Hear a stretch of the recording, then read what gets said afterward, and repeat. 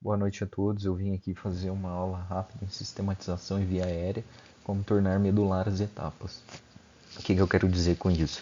Eu quero que vocês entendam de uma forma simples, uma discussão rápida de 10 minutos no máximo, sobre como a gente vai manejar uma via aérea de uma forma sistemática, ou seja, uma forma dividida por etapas, uma forma que você vai sempre seguir a mesma linha de raciocínio, tá? Então, eu vou começar um caso clínico de um paciente sexo masculino, 38 anos, e uma IOT letiva para colecistectomia, tá?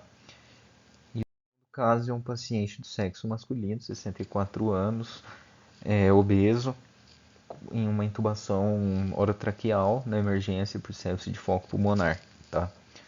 E eu quero mostrar o que tem de diferente nesses dois pacientes, tá? Esse paciente aqui claramente tem preditores de via aérea difícil, certo? O outro não, tá? Mas isso quer dizer que eu vou ser mais tranquilo, menos criterioso com o outro? Não, muito pelo contrário. O que eu quero dizer é que você pega esses dois pacientes e deixa sua mesa de intubação, tudo que você usaria nesse paciente aqui, você use no outro.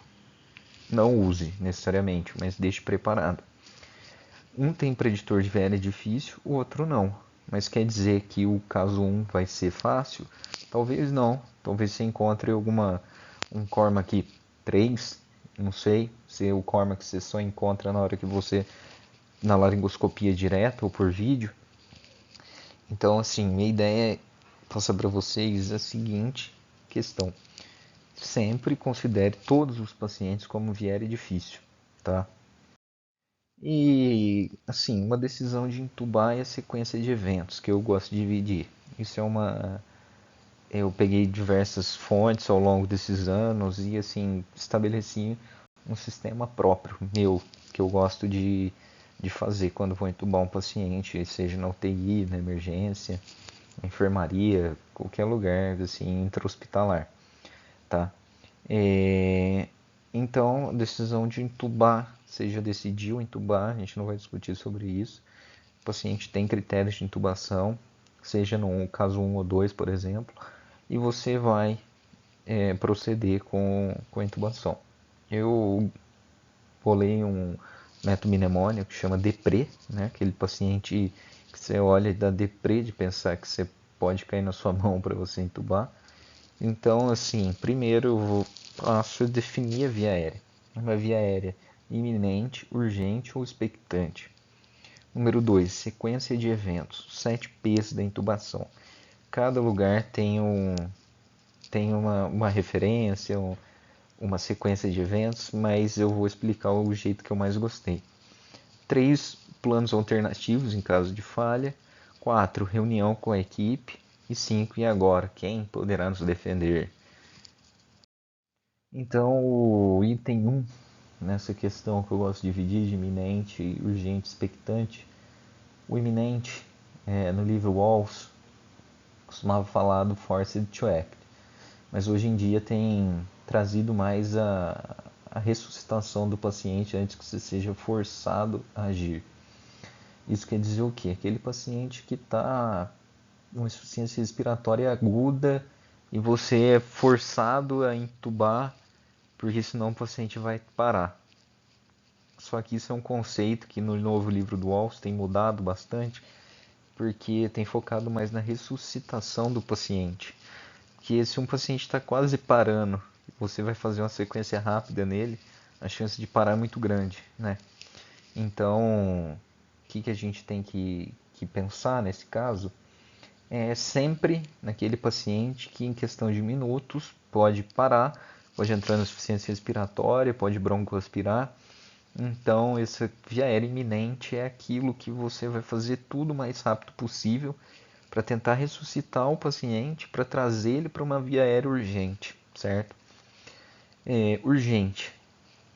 Você tem um certo período para você entubar o paciente, sabe? Aquele paciente que você sabe que está com esforço, que você viu que está com esforço respiratório no Covid, por exemplo, e você sabe que vai dar ruim. Você sabe que em um momento vai estar ruim, você já tentou de tudo, e o paciente continua desaturando.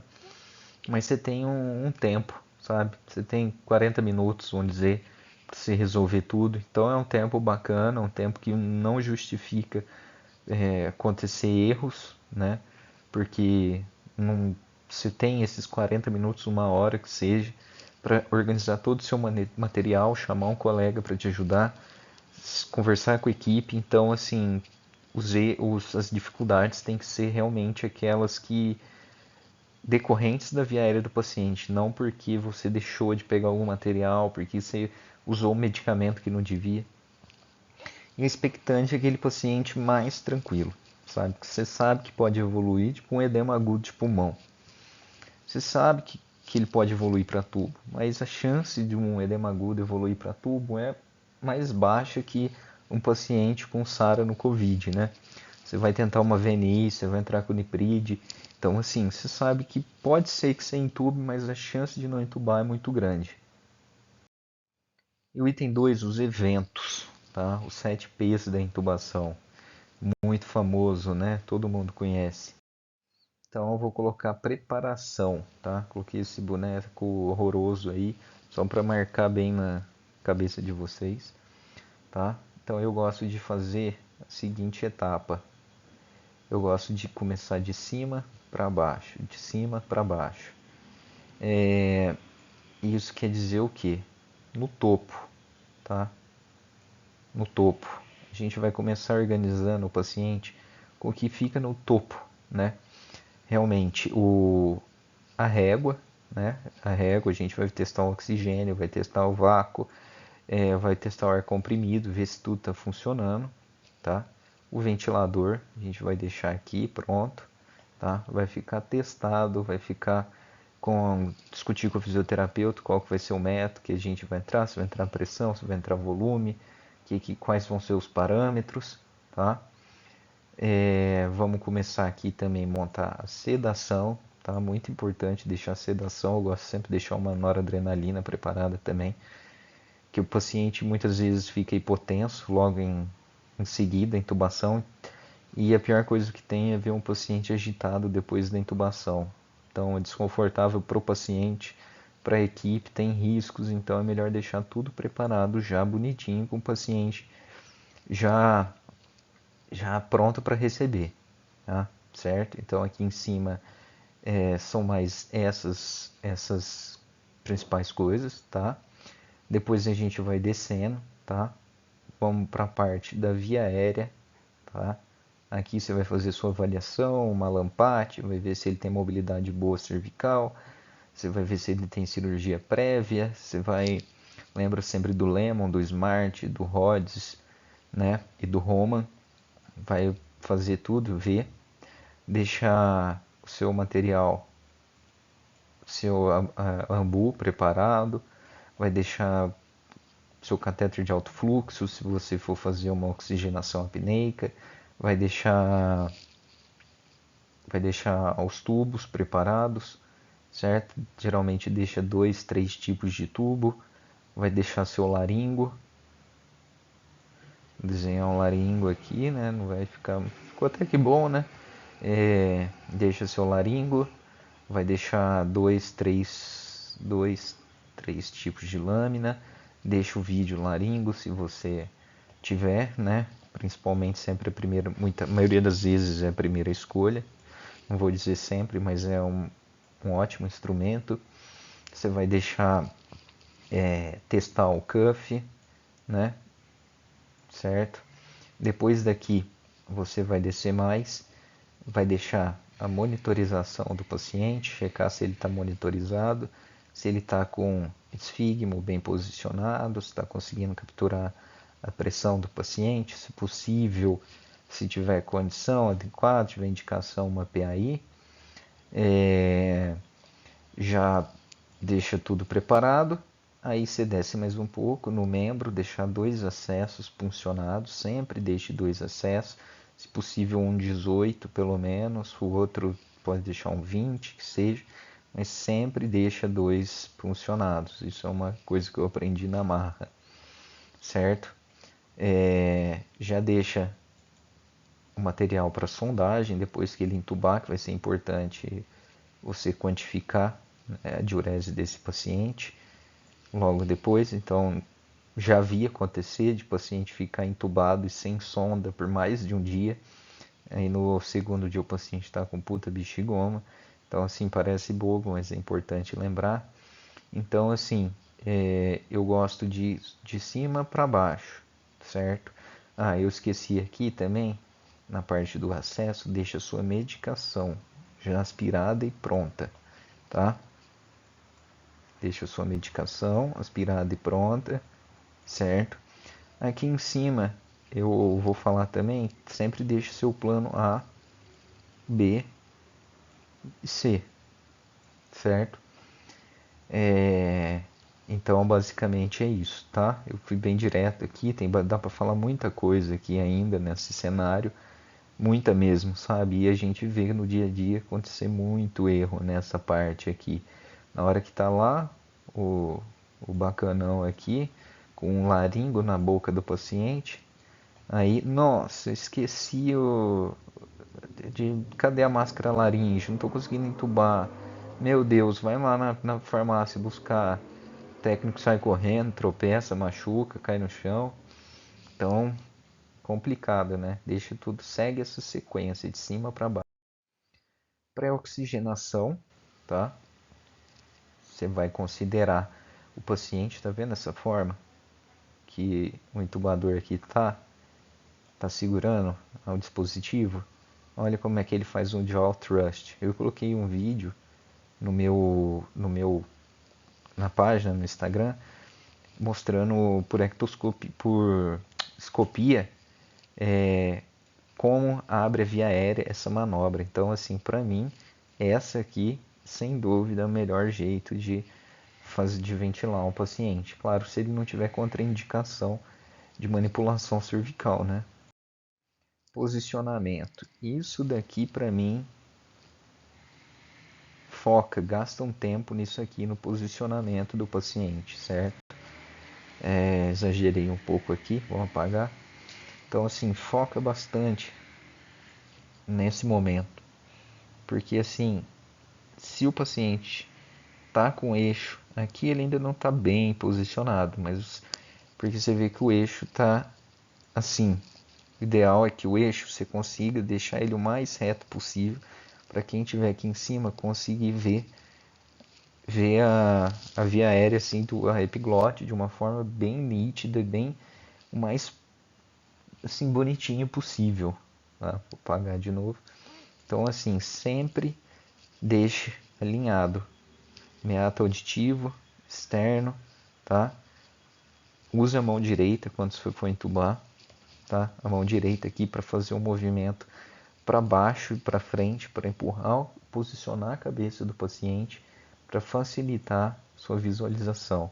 E isso parece uma coisa simples, mas eu juro, eu demorei anos para conseguir achar a melhor posição para mim, que eu mais assim sentia confortável, tá? Posicionar a maca se a maca for, né, dê para posicionar para sua altura. Então assim, aqui nesse caso ainda está um pouco baixa, se for ver pro entubador, mas assim, tá ok. Então gaste um tempo nisso daqui, posicione a melhor forma possível, deixar reto, certo? A via aérea, o eixo da laringe, certo? Deixa reto. Para você olhar daqui de cima, ó, o olhinho aqui, conseguir ver bem, entendeu? Então eu acho muito bom. Essa parte eu acho uma parte bem difícil, sabe? Que as pessoas esquecem. Pré-medicação, certo? Você vai escolher sua medicação, deixar aspirado, calcular a dose. E eu sempre gosto de deixar um extra. Por quê? Porque sempre alguns pacientes precisam de mais. Paralisação. Salvo a PCR, você sempre vai usar esse, esse menino aqui. Então, assim, não tem contraindicação. Digo, na verdade, quase nunca terá uma contraindicação a você usar o rocurônio, tá? Tem o succinil, tem as suas contraindicações. Eu coloquei já no Instagram, vocês dão uma checada lá. E o rocurônio quase não tem, basicamente não tem, só tem se o paciente tiver hipersensibilidade. Então, assim, faça a dose correta, tá? Bloqueie bem o paciente, porque senão você não vai conseguir entubar mesmo. Passagem do tubo. É nessa hora que é importante também, que sempre vai estar com o fio guia, ou a maioria das vezes. Na hora que você introduzir na traqueia do paciente, tira. Lembra de tirar. Se você fizer uma rotura da traqueia, vai ser um problema. Vai começar enfisema subcutâneo, o paciente vai instabilizar. Então, assim, não é nada agradável você ter uma ruptura de traqueia por conta de um fio guia. Pós-intubação, tá? Esse cenário é importante. Nossa, intubei, acabou, sou muito bom, era uma intubação difícil, mas o mais difícil é o depois, tá? Você tem que ficar do lado do paciente, pelo menos meia hora ali, estabilizando, olhando, vendo o que precisa ser acertado, vai fazer suas coisas, prescrever e volta para cá para olhar o paciente, passar o central, porque assim, não dá para deixar entubar e sair fora, igual eu vejo muita gente faz, entubei e sair fora. Não, não façam isso, pelo amor de Deus. Deixa o paciente lá sozinho, saturando, deixa na mão de qualquer um, todo mundo esquece, sai, aí o paciente para. Nossa, que surpresa, hein? Aqui que eu queria deixar, essa é uma das imagens que eu mais gosto, de verdade mesmo. Eu acho assim sensacional essa imagem, porque a gente consegue ter uma dimensão do leque que a gente pode ter de opções para poder entubar um paciente, certo? Então, assim, não é só um laringo e um tubo e acabou. Olha na pré-oxigenação. Deixe sua cânula de Guedel, tá? Cânula nasotraqueal, cânula orotraqueal, tá? Deixe separar 2, 3 tamanhos. Você vai usar na hora que você mais precisar. Isso tem que estar do seu lado, tá? Bolsa, válvula, máscara, tá? Em flush rate, sempre deixa lá torando lá de oxigênio quando você for para oxigenar o paciente, certo? E um aspirador rígido. A maioria dos lugares acaba não tendo, mas muitos lugares tem e ninguém sabe, esquece de pedir. Pega aquele aspiradorzinho, aquela sonda de aspiração mole, horrível. Então assim, deixa tudo aqui, tá? Preparado. No plano A, eu gosto de fazer assim, deixa um laringo, 2, 3 tamanhos de cada um.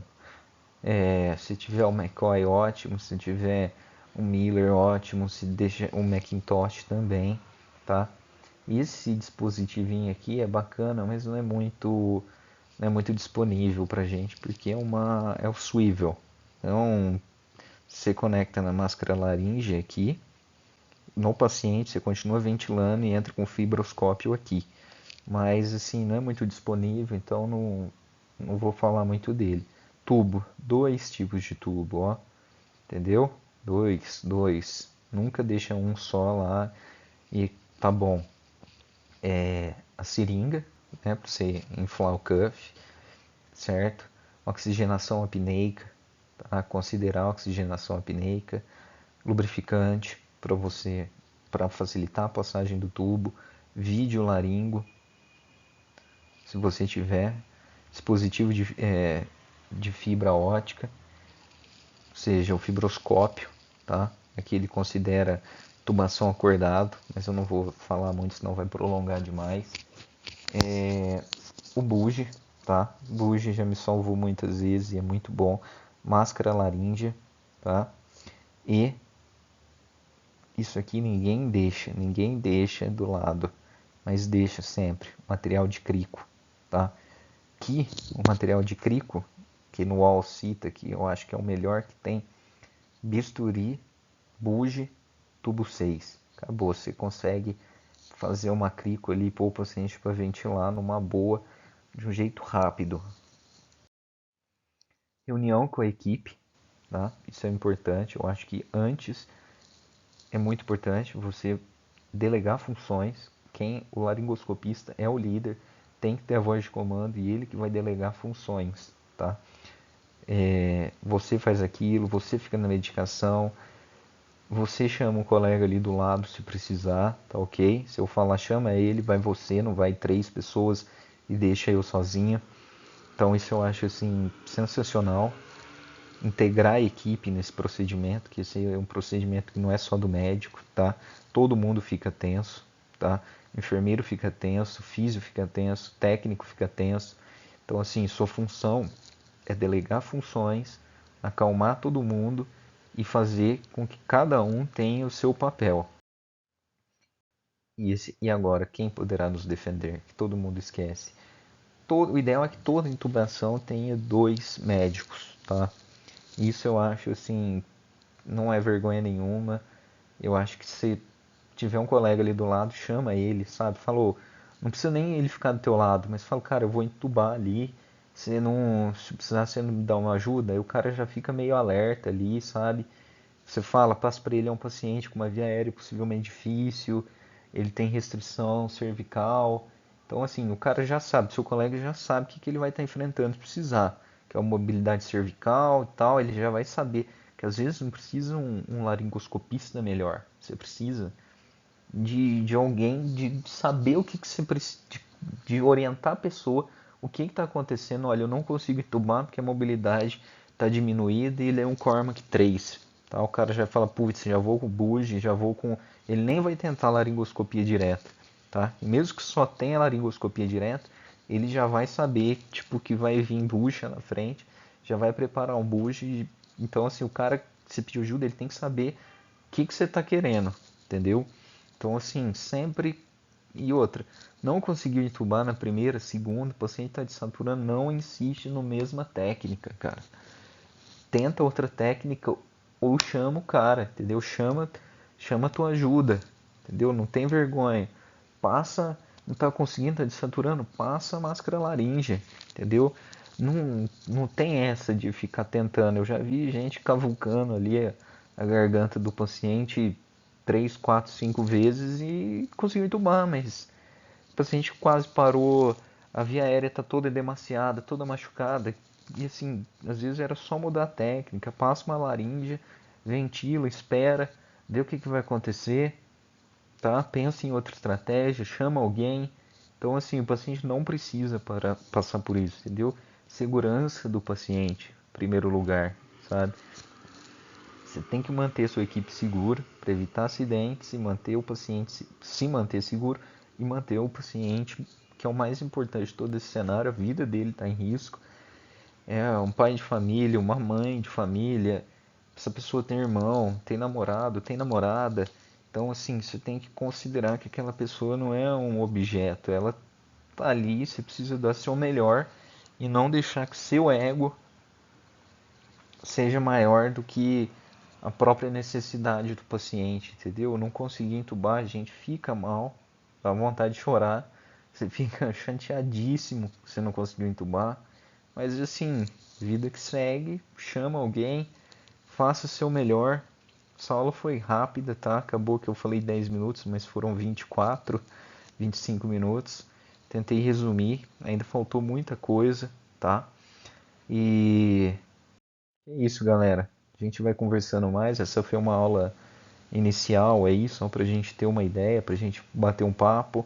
Se vocês acharem que eu esqueci de alguma coisa, pode comentar à vontade, me mandar inbox. Estou à disposição. Espero ter ajudado de alguma forma desse método que eu uso na minha cabeça. E mais para frente a gente vai discutindo esses assuntos separadamente, tá? Quis fazer uma introdução geral, porque a via aérea é uma coisa que tem muito detalhe, muito detalhe. E cada pequeno detalhe vai fazer diferença na vida do paciente, tá? Não só no seu procedimento, mas na vida do paciente. Grande abraço.